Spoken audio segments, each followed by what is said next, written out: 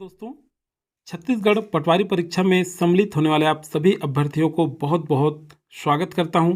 और छात्रावास अधीक्षक परीक्षा 2022 में जो शामिल होने वाले हैं उनके लिए भी इम्पोर्टेंट रहेगा। तो देखिए, एग्जाम आने वाला है छात्रावास अधीक्षक, तो दोनों में सिलेबस है हिंदी का, इसलिए हम लोग दोनों के लिए इम्पोर्टेंट रहेगा। ये जो है ये हिंदी व्याकरण है और इसमें से जितने भी टॉपिक है सारे टॉपिक कवर किए गए हैं, तो शुरू से अंत तक सारे क्वेश्चन जरूर कीजिएगा। यह जो है टेस्ट सीरीज 12वें नंबर का हमारा टेस्ट सीरीज है।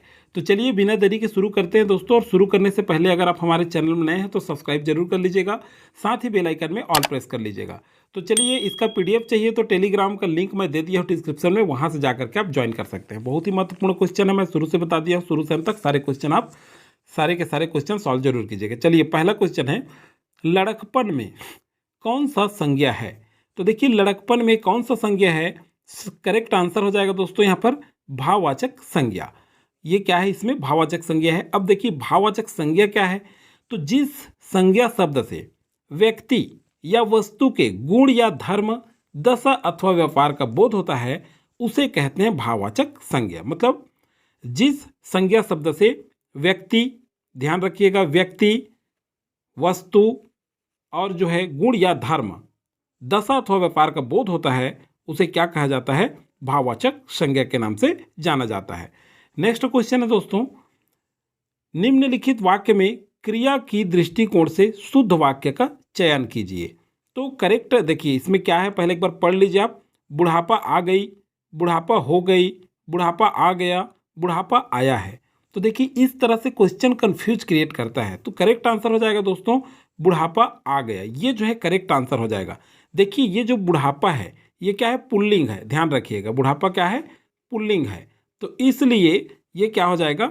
बुढ़ापा आ गया। ये आपका करेक्ट आंसर हो जाएगा। चलिए, नेक्स्ट क्वेश्चन है, ऐसे शब्द जो पूर्व पर संबंध से किसी भी संज्ञा के बदले आता है उसे क्या कहा जाता है या उसे क्या कहते हैं? तो देखिए, करेक्ट आंसर हो जाएगा सर्वनाम कहते हैं। क्या कहते हैं इसको? सर्वनाम कहते हैं। बहुत ही इंपॉर्टेंट है, ध्यान रखिएगा, कभी कभी इस टाइप से भी क्वेश्चन व्यापम द्वारा पूछा जा रहा है। नेक्स्ट है, वह कौन है जो पड़ा रो रहा है? वाक्य में कौन सा सर्वनाम है? तो करेक्ट आंसर हो जाएगा दोस्तों आपका संबंधवाचक सर्वनाम है। कौन सा सर्वनाम है? संबंधवाचक सर्वनाम। अब देखिए, जिस सर्वनाम से वाक्य में किसी दूसरे सर्वनाम से संबंध स्थापित किया जाए उसे कहते हैं संबंधवाचक सर्वनाम। मतलब देखिए, जिस सर्वनाम में वाक्य में, जिस सर्वनाम के वाक्य में किसी दूसरे सर्वनाम से संबंध स्थापित किया जाए, क्या किया जाए? संबंध स्थापित किया जाए, तो उसे क्या कहते हैं? संबंधवाचक सर्वनाम कहा जाता है।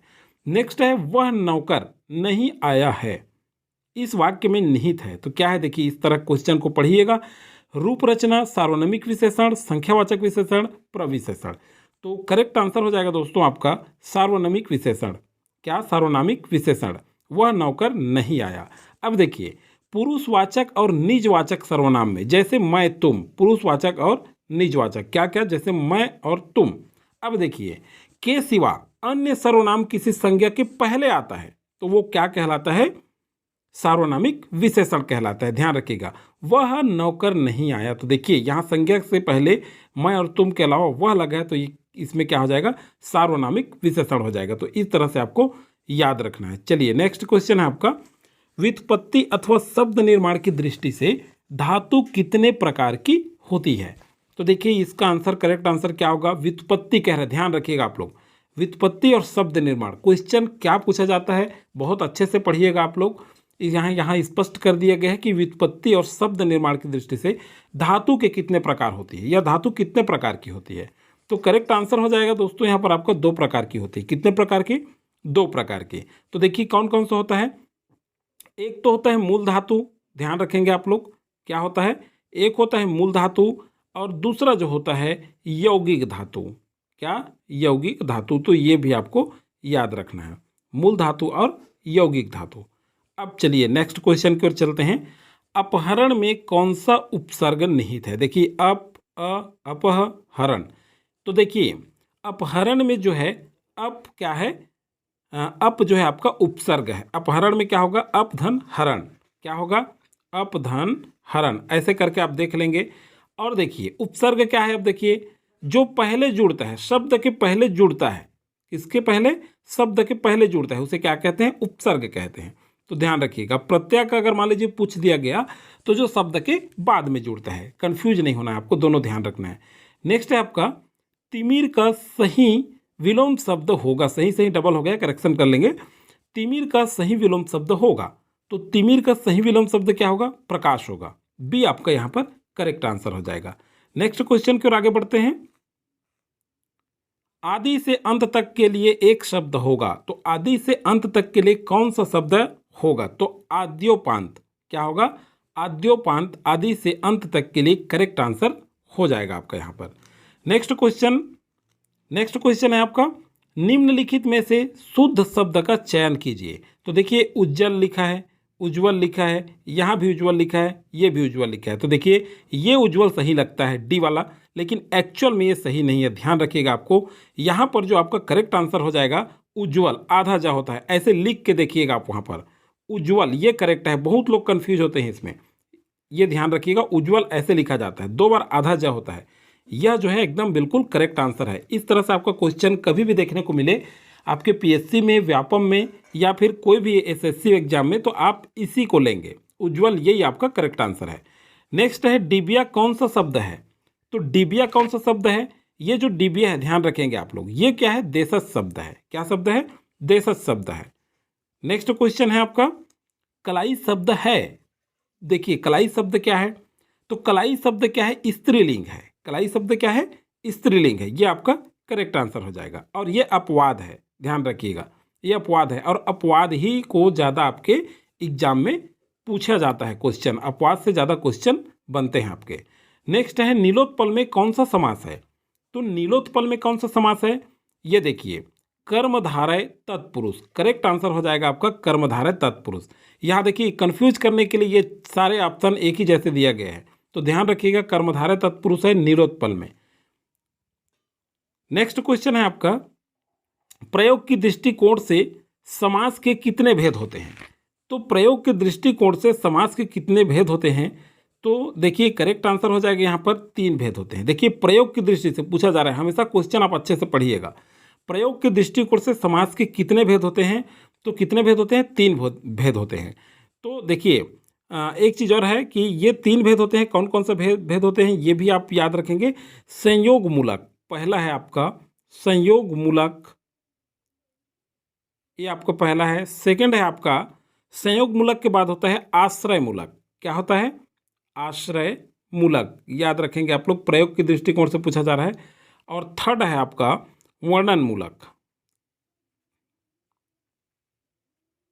तो इस तरह से आपके प्रयोग के दृष्टिकोण से समास के कितने भेद होते हैं? 3 भेद होते हैं, ये याद रखिएगा। तो नए नए क्वेश्चन पूछा जाता है।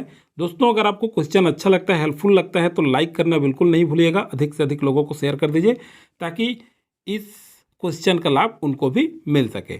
चलिए, 2 वर्णों के मेल से जो विकार उत्पन्न होता है कहलाता है। तो देखिए हालांकि हमको सरल लगता है, लेकिन जब एग्जाम में आता है तो बहुत कन्फ्यूजन होता है। समास भी है, संधि है, तो करेक्ट आंसर हो जाएगा संधि, भी आपके यहाँ पर करेक्ट आंसर हो जाएगा।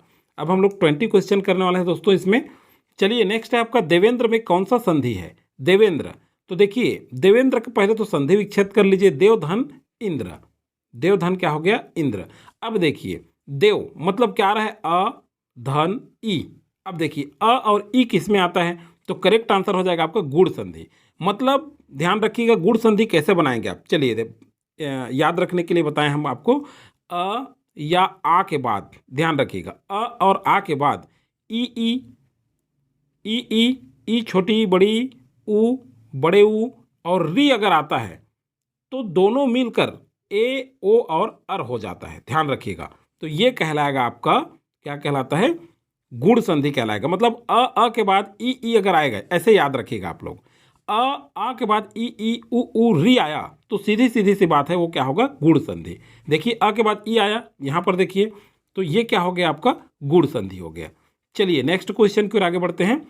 निम्नलिखित में से कौन सा पर्याय संगत नहीं है? चंद्रमा इंदु ये संगत है? नहीं है कह रहा है क्वेश्चन, बड़ा अच्छे से पढ़िएगा आप लोग। नहीं है कह रहा, तो चंद्रमा इंदु ये तो है, इंद्र पुरंदर ये भी है, पहाड़ अंचल ये भी है, अंत और आदि ये नहीं। तो करेक्ट आंसर हो जाएगा डी, ये संगत नहीं है। नेक्स्ट क्वेश्चन की ओर आगे बढ़ते हैं। नेक्स्ट क्वेश्चन आपका शैलजा का सही पर्यायवाची शब्द क्या होगा, या शैलजा का सही पर्यायवाची शब्द बताइए। तो देखिए शैलजा का सही पर्यायवाची शब्द है पार्वती। क्या होता है? पार्वती। करेक्ट आंसर हो जाएगा आपका सी। नेक्स्ट क्वेश्चन है आपका, निम्नलिखित में से तद्भव शब्द है, तो तद्भव शब्द कौन सा है? तो सही आंसर हो जाएगा आपका पोथी। देखिए ये मयूर, गणेश और ये केस, ये सारे क्या हैं? तत्सम है। ध्यान रखिएगा, ये क्या हैं? तत्सम शब्द हैं। और ये जो है, ये जो पोथी है, ये क्या है? आपका तद्भव शब्द है। नेक्स्ट क्वेश्चन की ओर बढ़ते हैं और अंतिम क्वेश्चन है दोस्तों ये, निम्नलिखित में से कौन सा शुद्ध शब्द नहीं है? तो कौन सा शुद्ध शब्द नहीं है? देखिए अतिथि ये शुद्ध लिखा हुआ है, बलिदान भी शुद्ध लिखा हुआ है, और हथिनी ऐसे लिखा होता है। ध्यान रखिए कि तीनों के तीनों इंपॉर्टेंट है, इसीलिए मैं यहाँ इन क्वेश्चन को बताया हूँ आपको। तीनों इंपॉर्टेंट, ध्यान रखिएगा। और हथिनी को कभी कभी हाथिनी ऐसे भी लिखा हुआ होता है, तो बहुत कन्फ्यूजन क्रिएट करता है जिस तरह का क्वेश्चन।